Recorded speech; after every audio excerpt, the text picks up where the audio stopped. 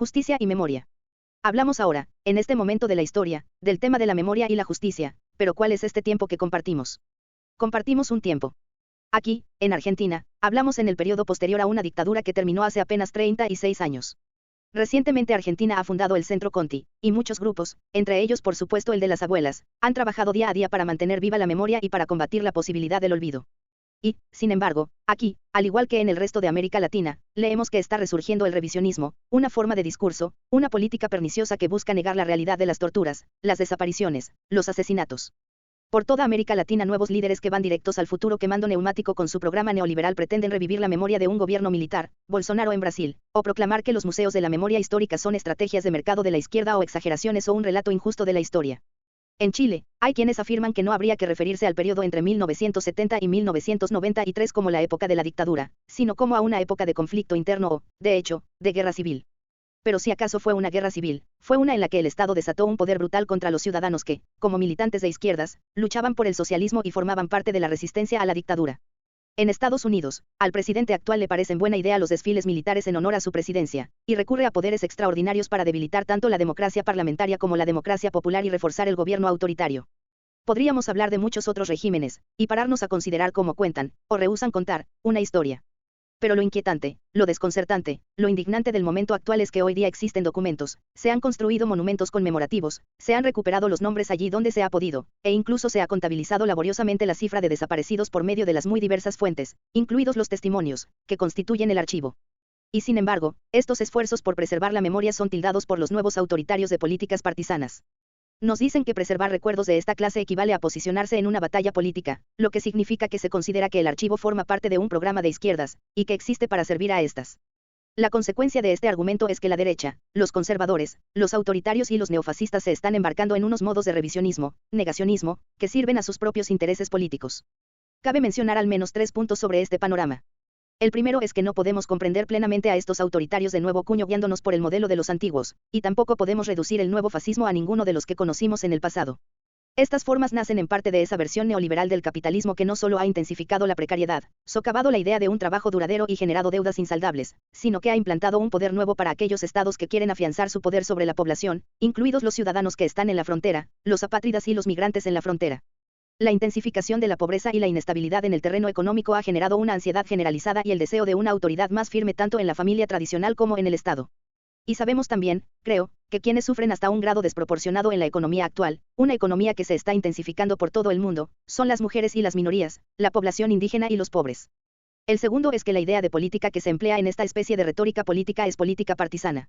Es la política del partido, pero no, apuntaría yo, la idea de un orden político democrático, en el que el sistema de gobierno obtiene su legitimidad a través, precisamente, de un relato verídico de su historia, un ajuste de cuentas con la verdad de la historia para avanzar hacia un futuro con la clara exigencia ética y política de combatir el genocidio y los asesinatos amparados por el Estado allá donde se produzcan, y ahí se incluye, en mi opinión, la pena de muerte.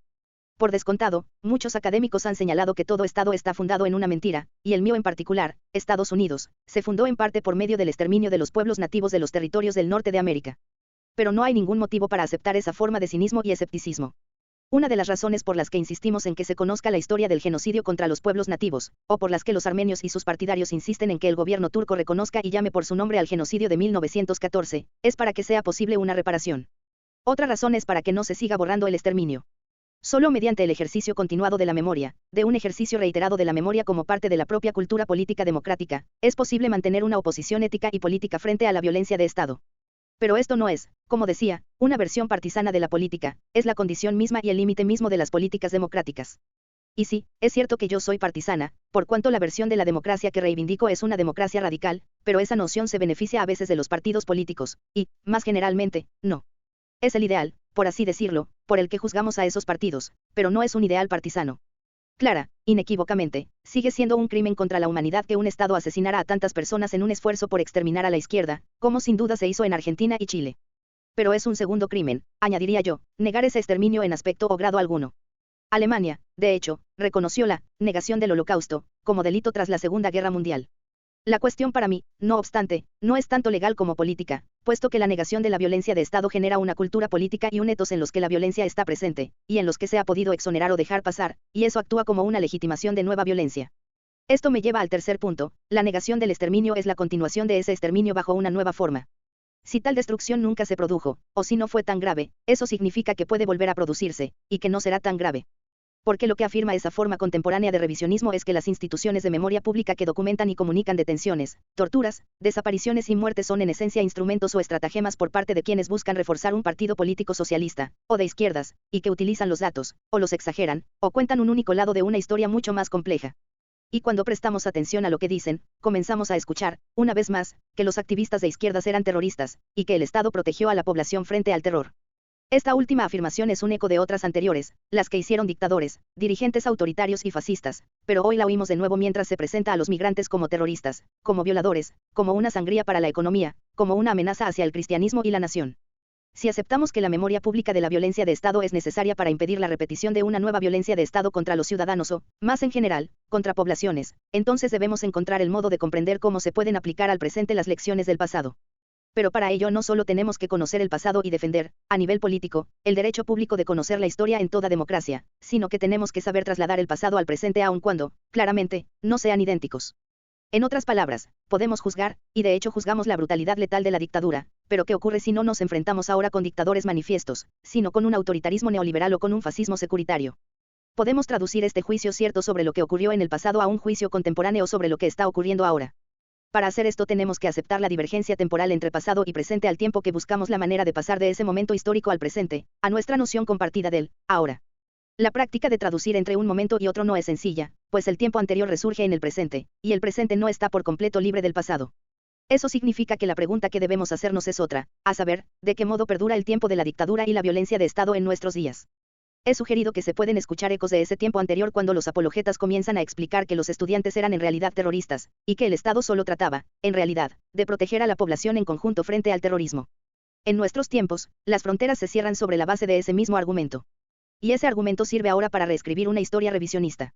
El peligro que asoma en este momento desde el pasado está precisamente en el eco de la propia formulación. Si los ciudadanos aceptaran como cierta esta versión de la historia, o como legítimo este argumento que busca incrementar los poderes del Estado militarizado, estaríamos más cerca de aceptar la legitimidad de la violencia dictatorial y la lógica securitaria que justifican una remilitarización del Estado y también de que esta violencia de Estado se volviera contra sus propios ciudadanos. No pretendo ser alarmista o embarcarme en ninguna fantasía innecesariamente horrible. Pero el eco está ahí, y hay que plantarle cara en cualquier punto de su reformulación, porque si esa forma de contar la historia, esa forma de justificar la violencia de Estado pasa a ser aceptada, el revisionismo gana y abre el camino a la normalización de la violencia de Estado. Gran parte de la labor académica actual en torno a los estudios sobre la memoria aborda el modo en que un recuerdo puede revivir afectivamente por medio del cine, los medios, las imágenes o los relatos. El archivo puede pasar a ser un archivo viviente según cómo se representen las historias traumáticas. Marianne Hirsch señala que en ocasiones hay una diferencia entre la memoria institucional que presenta y preserva los museos, por ejemplo, y esas otras que implican la comunicación de un sentimiento a través del tiempo, la transmisión de un sufrimiento, o el fervor de la resistencia. No hace falta que sintamos el mismo dolor que esas personas que sufrieron en el pasado, sostiene Hirsch, pero las obras de arte, las escenas orquestadas y las representaciones sensoriales, incluyendo ciertas formas de abstracción, son capaces de comunicar sentimientos de un momento pasado a este.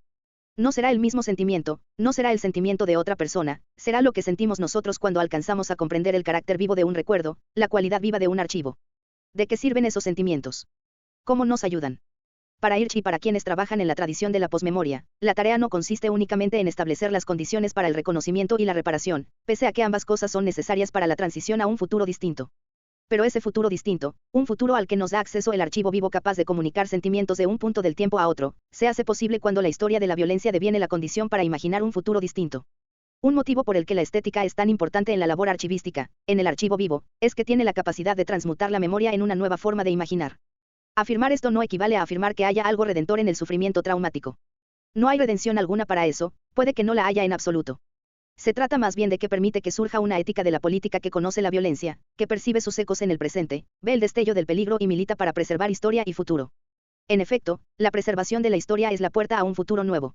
Permite a quienes trabajan desde una perspectiva histórica imaginar una nueva época, una época que parte del rechazo consciente a la violencia del Estado en sus antiguas formas y en las nuevas. La traslación de un tiempo a otro tiene lugar por medio de la comunicación de un sentimiento que permite que la historia del sufrimiento devenga la clave con la que imaginar otro futuro, uno cimentado no solo en la oposición a la violencia del Estado, sino a toda clase de violencia.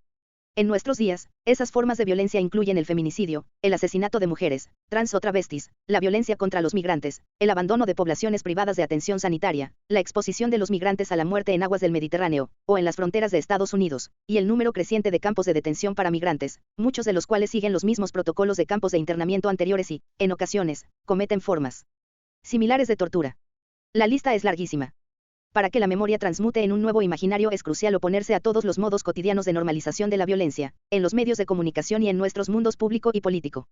Los revisionistas que pretenden legitimar la violencia de Estado, que pretenden militarizar las fronteras, se niegan a reconocer la violencia física explícita así como la violencia sistémica contra las mujeres, las minorías, los indígenas, los pobres, los migrantes.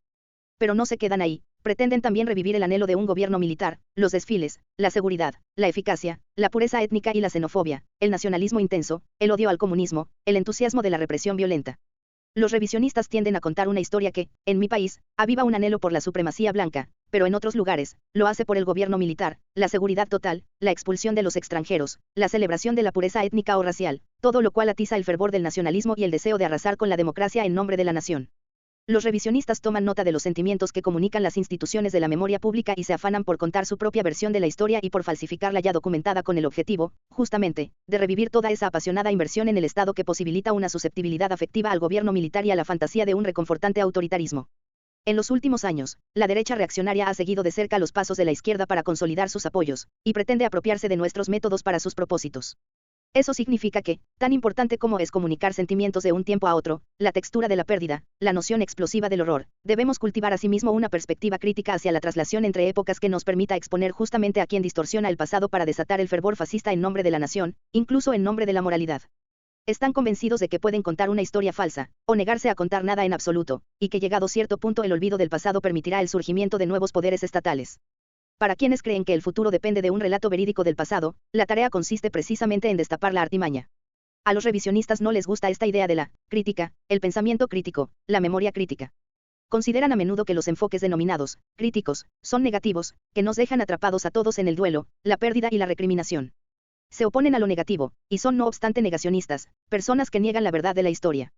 De modo que tal vez la tarea consiste en mostrar que el acto de imaginar un futuro de libertad radical, un futuro en el que las mujeres y las minorías no vivan con miedo y en el que perciban en cada aspecto de la vida pública y privada una confirmación de su igualdad, forma parte también de la labor memorialista que llevamos a cabo, pues la crítica del presente debe emprenderse con la esperanza y la expectativa compartidas de un futuro más radicalmente democrático. Es este un futuro que imaginamos juntos, y al darle forma a ese imaginario, comenzamos a hacerlo real. Nos convertimos, nosotros, en ese futuro.